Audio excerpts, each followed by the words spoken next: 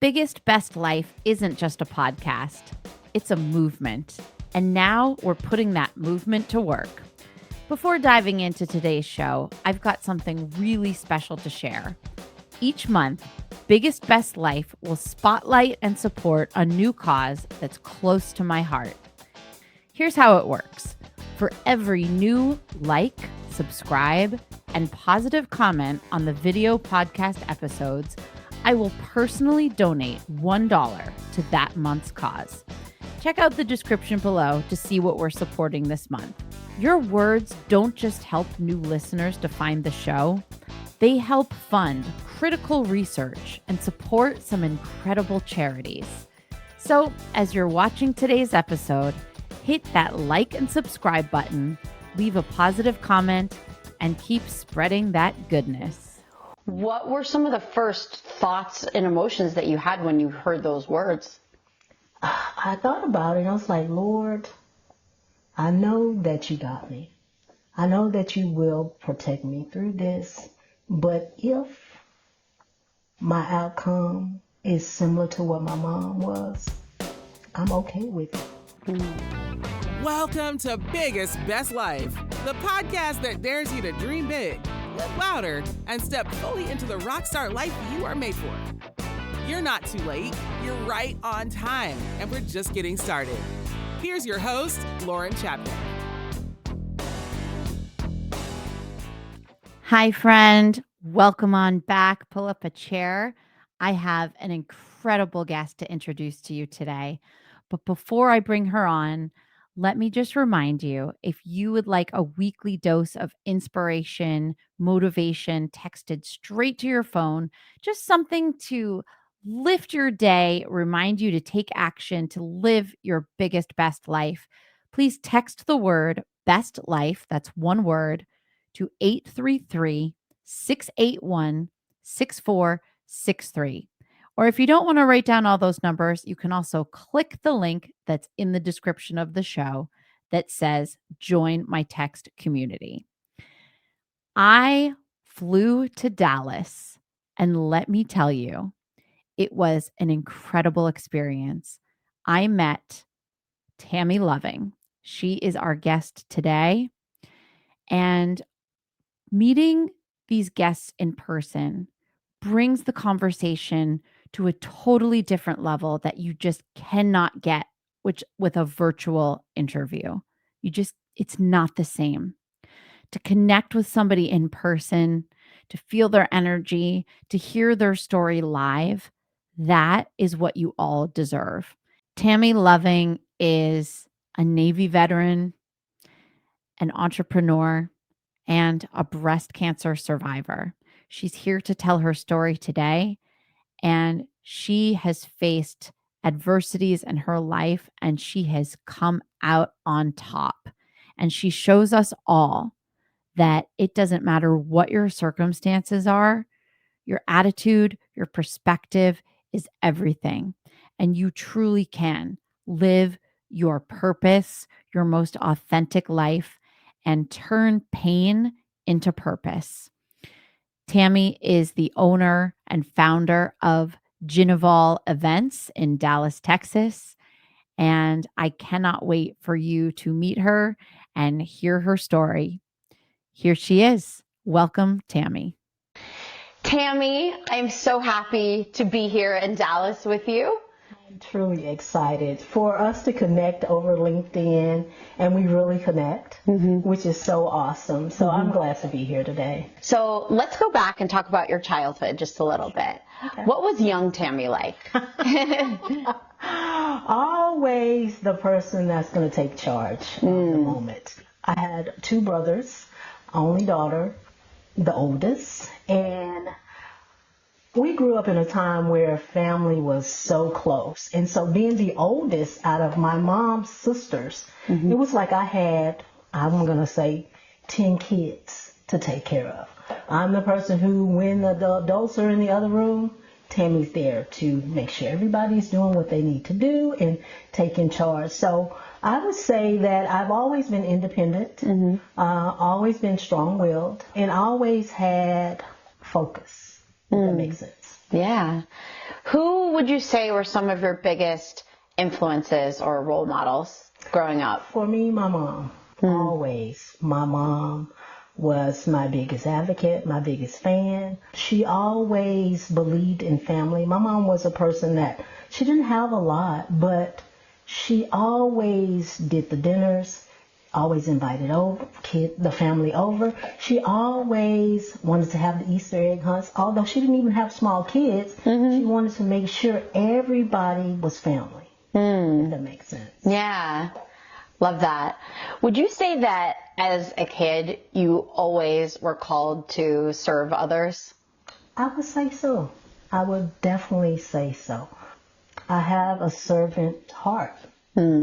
So you enlisted in the United States Navy right out of high school. What led to that decision? So my parents, they didn't have a lot of money. I was not ready to go to college. And I really wanted to see the world. And you know, the commercial with the Navy would come over. You can see the world, and they show all these exotic locations. Yeah. I wanted that. I really wanted that. And I got that. Yeah, so you served, thank you for your service, for 11 years. What were some of the biggest lessons that you learned? What was that season of your life like? You were so young. There's no place like home. I went to a lot of places. When I first went into the service, I was stationed in Rota, Spain for 3 years. Beautiful country. But again, no place like home. And I always stayed rooted in, although I wanted to see a lot of places, those places weren't home. So I knew I was going to come back to home, because that is where the heart is. Yeah. Did you ever get to come home during? No, I didn't. During the whole 11 years? Well, during the whole 11 years, there was some tragic things that happened in my life. So yeah, I did come home. I was stationed on a ship. I was stationed on it's like a traveling gas station where you refuel the fleet. So I was on that. We stayed out for a whole year. Didn't come back. You could actually see land. I mean, you could see land, but that's all you could do was see it. You're in the water, floating, replenishing other ships. I was also stationed here in Texas. I was stationed in Beeville, Texas. I was stationed in Puerto Rico, where I met my husband. And then my last duty station was I worked for NATO. So I went to school in Rome, and I was in school with Germans. I was in school with all types of nationalities. And then Norfolk, Virginia was my last duty station. Wow, that's incredible. Did any of your other family members serve? My dad was in Vietnam War. Oh, okay. And did that inspire you to do it? Yes, it did. Yes, it did. Okay, so after the Navy, you went to work for a Fortune 500 company. Yes. What drew you to that world? Well, they were looking for some qualities that you definitely get in the military. Commitment, the ability to pivot easily. It was a Japanese company, and it was a very multifaceted company. It was a telecommunications company that developed applications and solutions for the larger phone systems. And I loved it in the beginning because I love to learn. I'm like a little Inspector Gadget almost. So I love to tinker with things. I love to disprove that I can make it work. Yes. So I was driven that way. So in being that type of person, God put me in a lot of places that I wasn't qualified to be in. I was in rooms with CFOs, XOs, presidents, because I had that type of tenacity. But it just got to be very stressful to be able to actually deliver constantly. Always feeling like you have to deliver.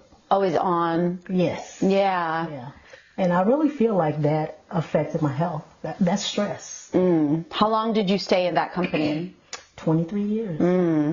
What did you love the most about it? I love my teams, the people who I work with, because most of the people that I work with were also there for more than 20 years. And so we just became family. Yeah. Did you have it in the back of your mind somewhere that you were meant to do something else? Most definitely. Yes. And I always had it that I want to reset and do something I love, because this is not it. Yes.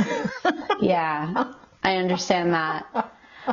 So take us back to the moment when you first learned you had breast cancer. Okay. What stands out to you about that time? So can I go back actually to my mom, because my mom was the person Yes. that had cancer. She Sure. had worked all of her life and retired. And as soon as she retired, she got a cough. That cough transformed into what they call pulmonary fibrosis. She had to have a double lung transplant. But what it really was when they removed her lungs, she had lung cancer. Never smoked or any of that. Wow. Yeah. And so she loved to live. And as long as she wanted to fight, I was there to fight with her. Because I loved my mom. She was my best friend. And whatever we had to do for her to have a quality of life, I was going to do it. And so by being driven like that, I think when I went to do my mammogram, and they said something doesn't look right about your mammogram, you need to do a biopsy. And I did the biopsy, and they came back and said, you have breast cancer. I think it didn't faze me, because that fight with my mom, I knew I was up for it. You had that warrior mentality. Yeah. What were some of the first thoughts and emotions that you had when you heard those words? I thought about it, and I was like, Lord, I know that you got me. I know that you will protect me through this, but if my outcome is similar to what my mom was, I'm okay with it. How long did your mom fight? She fought for 7 years. And she fought all the way up until the end. And I think she kept going, or she stayed here, but because to go to the doctor and learn that what they tell you is that we've done all we can do for you, and your mom has 2 weeks to live. She stayed at least 3 months later. And in her final moments, I wanted her to live so badly, but I know that it wasn't my will, it was God's will. And I told her, I was like, Mom, it's okay. We are going to be okay. And that's when she took her last breath. Hey there, Lauren here. And I just want to take a quick pause to remind you what makes this show different. Every single conversation with my guests happens in person. The people I talk to have faced some horrible things: domestic violence, cancer, loss, grief. And instead of letting it shut them down, they've turned that pain into purpose.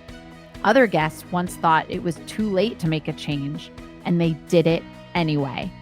Because that's what the show is all about: trusting your gut, getting off your butt, and creating a life that's brave, authentic, and yours. I travel across the country to meet these guests face to face because I believe you deserve to hear these stories in the raw, unfiltered way they're meant to be told. But as you can imagine, it takes a lot to make that happen: travel, equipment, editing, and lots of coffee. So if these stories inspire you, if they make you say, you know what, if they can do it, so can I, then you can help support the show with a one-time or monthly donation by clicking the Support the Show link in the description.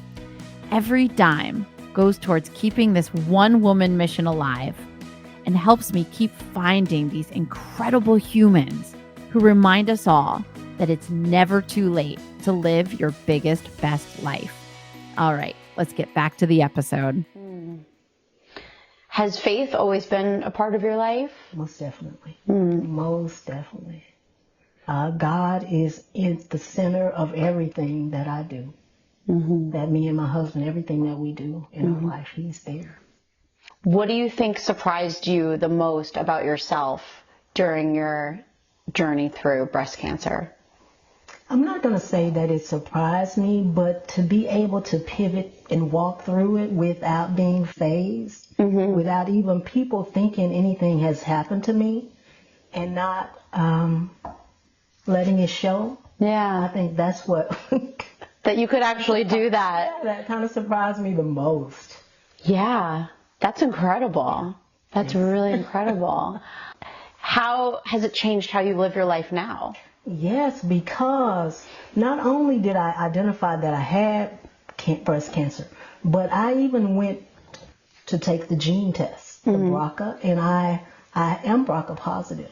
So in everything I do now, I have to have everything checked to make sure that I haven't developed some other form of cancer. But not only do I do that, I want to spread my P.I.N.K. My P.I.N.K is for purpose, for inspiration, for nurturing, and for knowledge sharing, because I feel that a lot of people, if cancer is not knocking at your door, then you feel like it can't touch you, or it won't touch you. And I want to spread the awareness that people need to be vigilant and aware, because today I'm fighting with my brother. He thought he had a back problem. He was going to see a chiropractor. That turned into plasma melanoma cancer. So he has blood cancer. It's not curable, but it's treatable. Okay. And we're walking through that. So again, just spreading the awareness for people to really take the time to learn and know the signs and know about cancer. Yes, absolutely. How are you now? Like I told you, I feel like something has been lifted and I'm living my best life.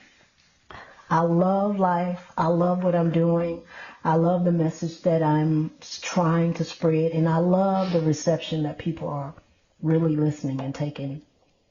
Are you cancer-free now? I am, thank God. Yes. I had to have a double mastectomy, but I am cancer. You did. Yeah. For how long now? 2 years. Good for you. God is so good. Yes. He is so good. So then what sparked you to step into entrepreneurship? I've always been a planner of some sorts, but being a project manager and being an event planner, that's the offset of a project manager. Okay. And that's the fun part for me. Yes. So I've always wanted to do that. I said, being an event planner is going to be my reset job. You knew it. Yes. You knew it. Okay. You knew it back in the days of your corporate life. Correct. Okay. And I was like, I never had the faith to just step out on it. And God kind of pushed me. It's like, you've been lifting these corporations up for years. Why aren't you lifting yourself up? Yeah. And he pushed me out to step out on faith. And I did. And I'm so glad I listened. Yes. What have been some of the proudest moments since launching your business? I'd love to be able to just support a client, make them look good, and they're not stressed about it. They're actually able to be in the moment. Because I realize that so many people want to celebrate, but they try to do things themselves. They can't even remember the moment because they were too busy trying to plan it or making sure everything goes the way it should. Oh yeah, I can relate to that. Yeah. So your tagline is, we create, you celebrate. That's right. So tell me about that, how that came to be. So it's like I want them to be able to just show up and be in the moment and not be stress-free. So let us do that for you. Let us create the vision that you've painted. Let us actually manage the timeline so that you can show up, be in the moment, and celebrate, and be able to go back and look at those memories and actually do remember that. Yeah. Wow. What do you love the most about being an entrepreneur? I don't have to answer to an idiot. Okay, tell me more. Because in the corporate space, you're working. I used to always have to work for people that it's like, my God, they are so clueless. Yes. But this is your boss. You have to support them. Now I'm working for a boss that has a clue. Yes. Which is me. That's one of the best answers I think I've ever heard. That is so funny. I love it. What would you say to somebody who feels stuck in their career? They feel burnt out and maybe something is whispering to them that they want to do more. What would your advice be to that person? I have one word: get. Get it together. Get in the room. Get connected. And get a table. If they're not inviting you, get a table that's built around you. Love that. Just take action. Yeah. Do it. Yeah. Yeah. Even if you're afraid, do it afraid. Yeah. What would your advice be to somebody who is just starting their cancer journey? Oh my gosh. So don't do it by yourself. Don't take on that burden by yourself, because it will eat you up. Find a support channel. Find the resources. There are free resources to help you walk through the journey. And just know that there are people that do care about you and your success in your journey. Yeah. And seek support. Absolutely. Do you feel now that you're living your true purpose? I am. I really am. God sent me here to be a voice for the voiceless, to help those who can't help themselves. No matter how that looks. Whether it's to be a support for somebody that doesn't have a support system in cancer. Because when I have went with my brother for his treatments, it looks like a sporting event. It's so many people there, and it hurts my heart to see people there by themselves, not with anybody to help them walk through that.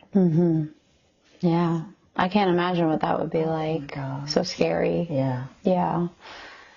So before we get into the fun questions to wrap things up, where can people find you? So the name of my company is G. Naval Events. Yes. Tell me the significance of that.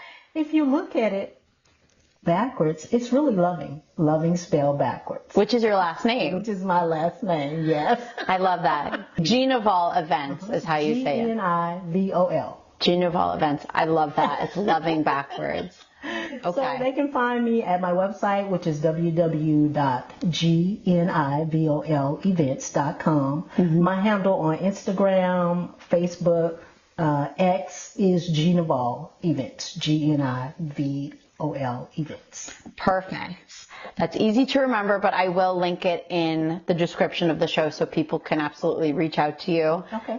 Anybody who lives in the Dallas area, or anybody who just wants to tell you how amazing you are after seeing you on the show. Thank you. Is there anything else that we didn't cover that you wanted to share, either about your business, about living your biggest, best life, anything at all? So I am running in the Susan G. Komen Race for the Cure. Good for you. I am trying to raise $1,500 to give back, and I would love if I could give you or send the link to you for those who might want to donate.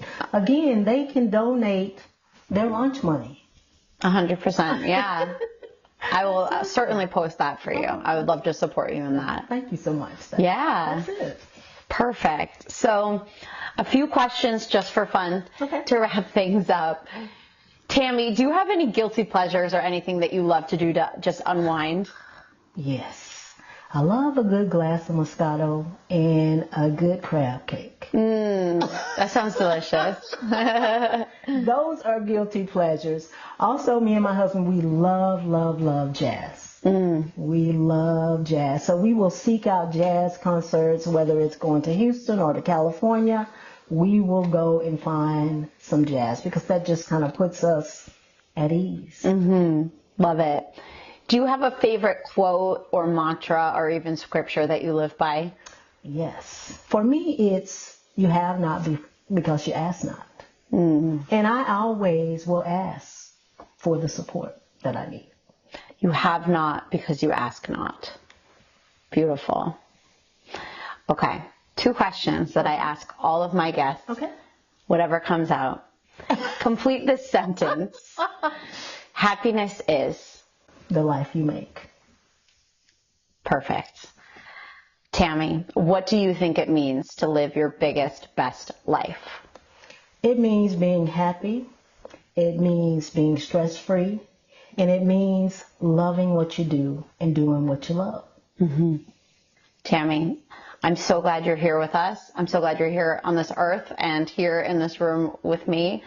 Thank you for making the world a better place and for living your true purpose and helping others to do the same. Thank you so much. I really am grateful that you reached out to me. I hope people will actually listen to my story, and I hope it resonates with someone who is in the struggle or who's still in the battle, and to seek out or reach out to seek help. I know that it will. Absolutely. Thanks, Tammy. Thank you. Tammy, would you just stop being so damn fabulous?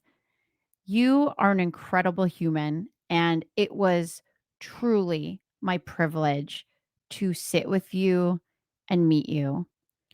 Whenever I meet any of my guests, I always think of a word within the first 10 seconds of meeting them. And for Tammy, that word was warmth. Tammy just radiates a warm, friendly quality. And it really felt like I was sitting down with a friend that I have known for years. You can find Tammy at GenevalEvents.com. The link is down below. And I will also put the link to her Susan G. Komen Race for the Cure. Thank you so much for listening. Until next time, trust your gut, get off your butt, and make today awesome. See you the next time. Bye-bye. Thanks for tuning in to Biggest Best Life. If today lit a fire in you, follow, review, and share it with someone who needs the spark. And remember to text Best Life, one word, to 833-681-6463 to get Lauren's weekly dose of motivation straight to your phone. Now go out there, live boldly, love wildly, and never settle for less than your biggest, best life.